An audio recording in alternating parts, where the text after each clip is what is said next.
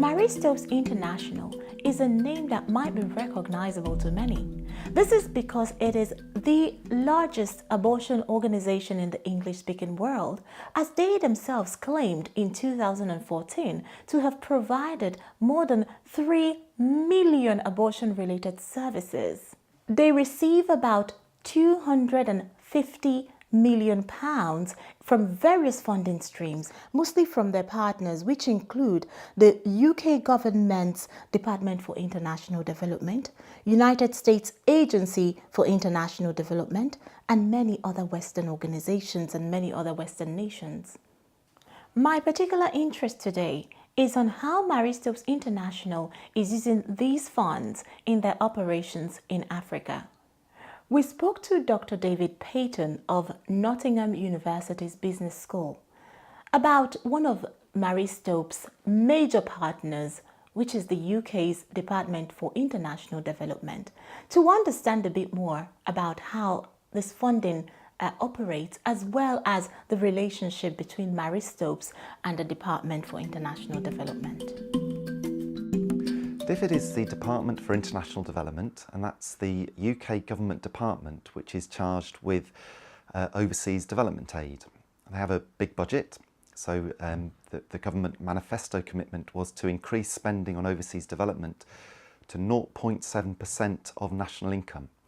That works out to about £12 billion per year, which is about 16 billion US dollars. Now, some of that spending goes on emergency aid, on developing infrastructure, but the UK government has always, at least over the past 20 years or so, pushed funding for so-called reproductive health, for population reduction measures and for family planning.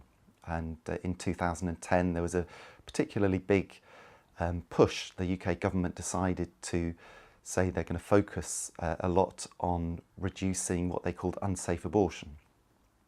DFID spends perhaps £500 million, about £500 million per year on population, reproductive health and family planning measures under bilateral aid alone. So DFID works by working with partner organisations. One of the major partners in the area of so-called reproductive health is Marie Stopes International. Now, Marie Stopes International was originally and still is a UK-based organisation founded by Marie Stopes, who is a notorious eugenicist and has a somewhat checkered history, but they are one of the biggest providers of abortions around the world. Now, there's lots of grey areas here, of course, because in some of the countries where they work, abortion will be largely illegal or legal in only certain specified circumstances. Now, Marie Stopes, in their agreements, will say they will try to work within the law.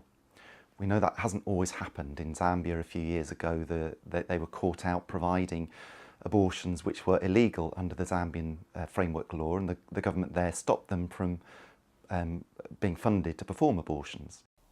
Here is a short video clip of Paul Cornelison, Marie Stopes' Program Director from South Africa, speaking about how Marie Stopes provides illegal abortion all over the world. He said this at a conference in London back in 2007. As you will see in a moment, the situation in 2016 is still the same. And then there's various options, you know. Once we open a centre there, we do illegal abortions all over the world. And in a way, we can help people, you know. We're just over the border from Johannesburg to Pretoria. We can even women with big need, you know, try and find a way to commute them backwards and forwards. There are various things we can look at if we can just get our foot in the door there. We spoke to a young African woman, a nurse, who had worked for Marie Stopes International in the western region of Uganda. Some viewers may find her description of Marie Stopes' abortion practices very disturbing. I entered thinking it was a family planning organization, but they disguised that, and through the induction it becomes different, and it's all about abortions.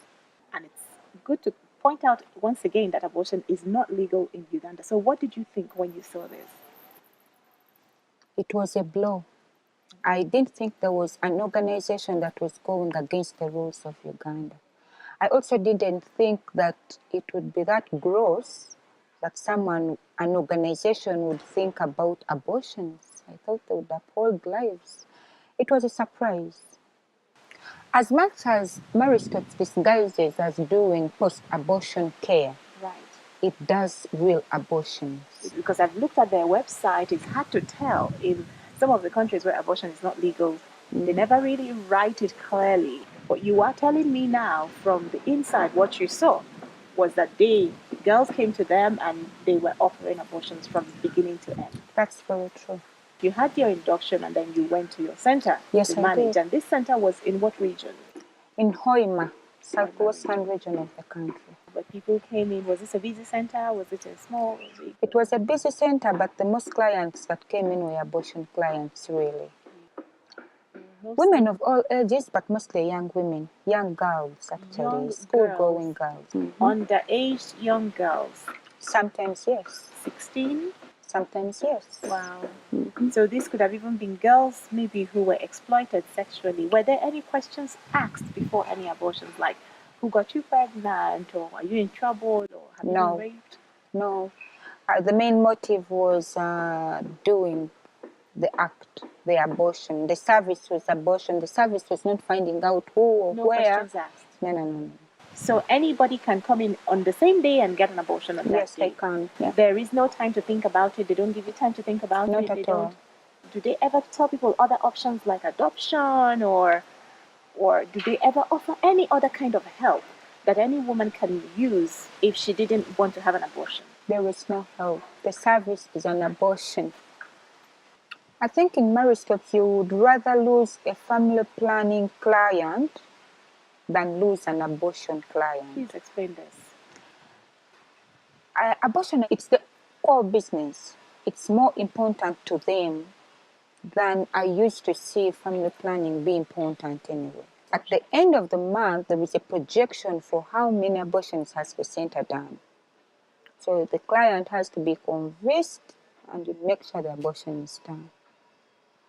Anybody ever cry, or anybody ever say? Oh, they cry all the time. The procedure in itself is painful. They make a lot of talk noise. about some of the procedure, at least as much as you can, that you know and you're comfortable to talk about. What happens then when it's time? They go into the abortion room. Yes. All that is there as a silencer is a loud radio, really. A radio is there. There's a radio. As the girl continues to cry and shout, the radio is also increased so that it distracts the outside from the inside. And who is there with the girl? The medical officer, the clinical One person officer. or two people, or who? There is a clinical officer doing the procedure, and the nurse is here talking to the woman to distract her from the pain. That is here on the head side. And she keeps on distracting, asking the girl, how are you, where are you coming from? So she gets distracted from the pain. And the clinical officer is acting on the client and doing the abortion. And the medical officer is a doctor or not a doctor? He's a medical assistant. So a medical assistant is the one performing this abortion. Yeah.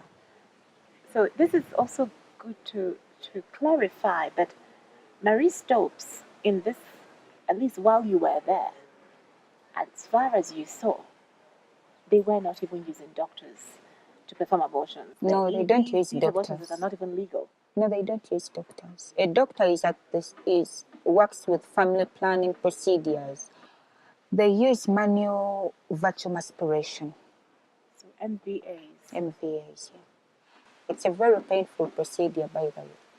It's a painful procedure. Yes, it is.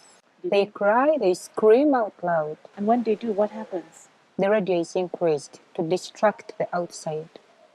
So while this is going on, the girl is screaming in the abortion room. Oh, yes, she is. And the radio is increased louder. Yeah. Wow. This is incredible. And this happens routinely. This is not just one girl. This is for many of the girls that come through. Yes. So they do this suction aspiration, and then what care does the girl get afterwards? Painkillers and antibiotics. And then she's sent home the same day? Same day, same time. And then what happens to the baby's remains? They're disposed of. How does Marie Stopes at least the center that you worked in, how did they dispose of the fetal and baby remains? Before 14 weeks, flushing toilet. After 14 weeks, pit latrine. Every time? This is like routine? Yes. And who does it? The staff, the people who perform this abortion, or what? The person who performs the procedure, I think it has become normal to them. They are trained, Maristeps trains them. Yes. They are good at what they do. They are good at what they do. So they are good at performing these abortions and flushing down the baby's remains Yes, down they the are. toilet. Mm-hmm. And you also said this is up to 14 weeks pregnancy, and this is more than 3 months pregnancy, by the way. And they also perform abortions after 14 weeks? Yes, sometimes they do. As per Maristeps guidelines, they are supposed to do an abortion up to 14 weeks. But according to their projections, if a woman walked in at, I think, 5-6 months, they still do this abortion using Maristeps medical procedures. And then how do they dispose of these dead babies? Pit latrine. So they throw the baby in the pit Pit latrine. latrine. Wow. What a desecration. What a desecration Yes, it is. of human remains. What a desecration of human remains. Did you know, as the manager, at the time when you were there, who were the donors that were named, at least that you knew, the foreign donors or organizations that was bringing in money into the pockets of Maristeps?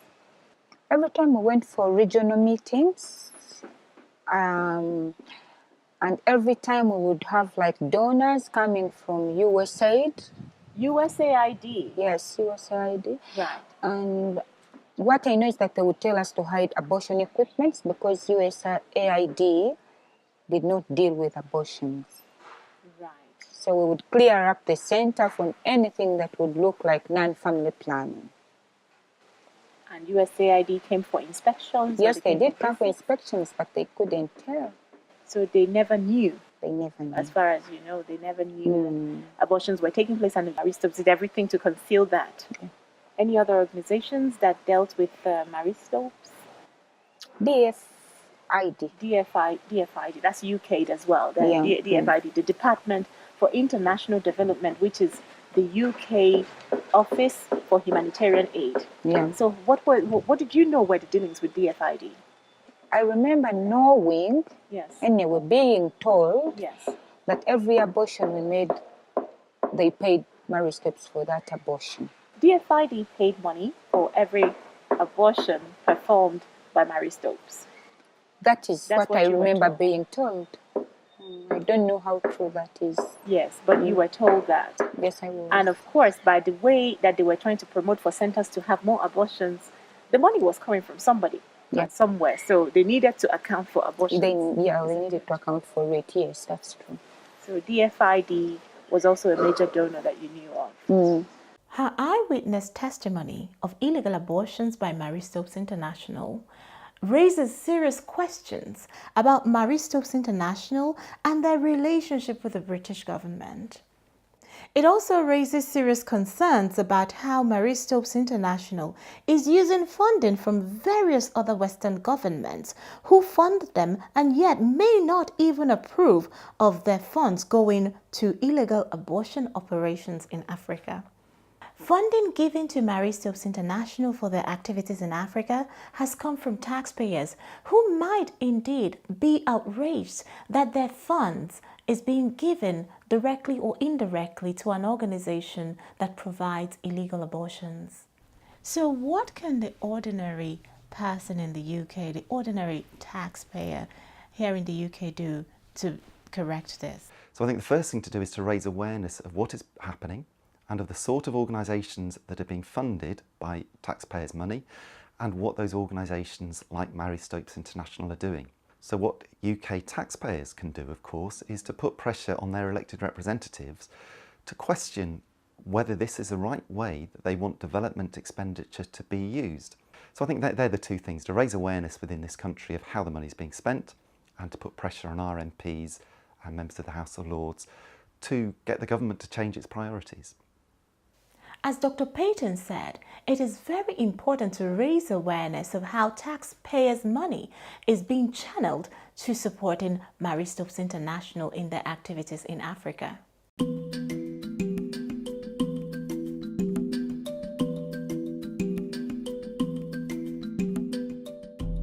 If you live in the UK, you can contact the Department for International Development to complain about the activities of Marie Stopes. But if you are watching this from the United States of America, you can also help by contacting the United States Agency for International Development, who provide funding to Marie Stopes. And if you live in any of these other Western countries, you can complain to your government agencies about their funding for Marie Stopes International. Finally, if you live in any of these 16 African countries where Marie Stopes International has their operations, you can help to end this by contacting the major national newspapers in your country or any other national television or radio stations. Thank you for your support.